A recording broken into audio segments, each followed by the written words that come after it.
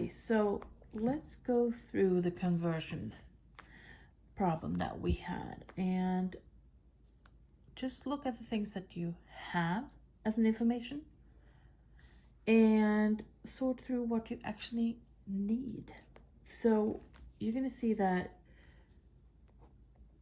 it says you have a run of 1.25 mile. And it says that 1 mile equals 80 chains. And it also says that 10 chains equals 1 furlong. And you want the answer in furlong. Now there are other pieces of information in this assignment, but they're not relevant. You don't need them. As long as you can turn 1.25 miles into furlong, you have everything you need here. Because it says how many chains is 1 furlong, and it says how many chains is 1 mile, and you have the answer in mile already. So these are the only pieces of information you need. So there's several ways you can look at this, and I like to compare just 1.25 with 1 mile. And if 1 mile is 80 chains, I know that 1.25 miles is 100 chains.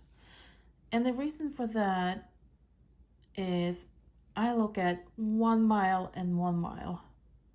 So I know that since this is 1.25, I will need to have more chains than it is in just 1 mile.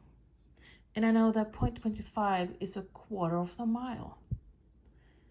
So if I have 1 mile plus 0.25 mile,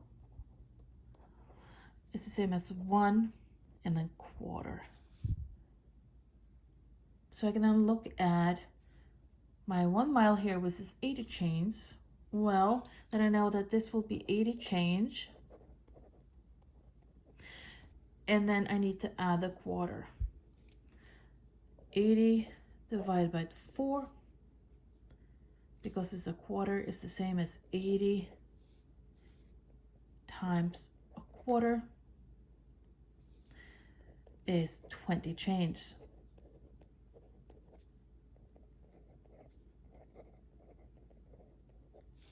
So I know that 1.25 miles is 80 plus 20 chains, which equals 100.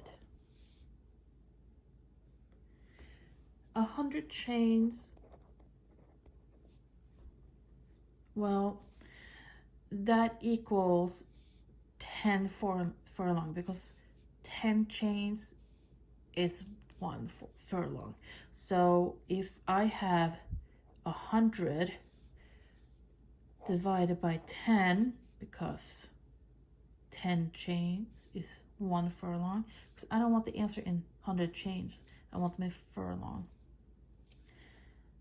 So 100 chain divided by 10 chains equals 10 furlong.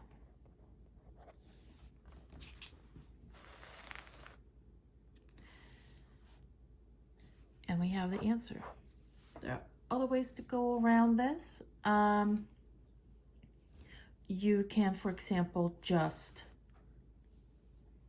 take your 80 chains and just times 1.25, because if 80 chains is 1 mile, well, then I need to know how many miles there's 1.25, which equals 100 chains. And the same thing here. 10 chains is 1 furlong.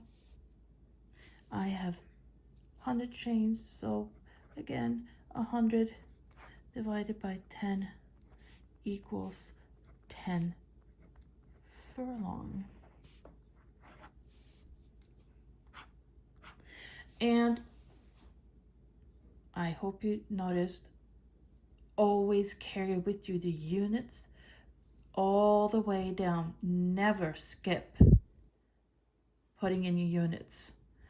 That is where you are going to make most errors, and also you're not going to show your teacher where you made the error, so you're actually going to lose more points because the teacher does not know, cannot read or see where you did the error and where you slipped up. Also means that the teacher doesn't know what you did wrong, right, and what you actually are getting. So always carry the units. It's going to help you do the math. It's going to help you check your math, and it's going to help showing what you got and what you did not get.